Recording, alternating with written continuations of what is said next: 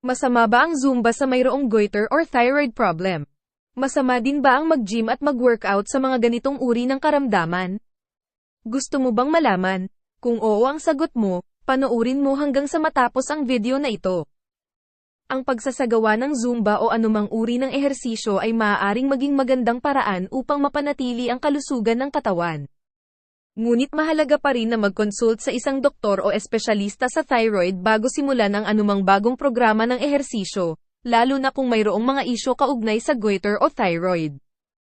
Ang goiter ay maaaring maging sanhi ng mga problema sa thyroid, tulad ng hypothyroidism o hyperthyroidism.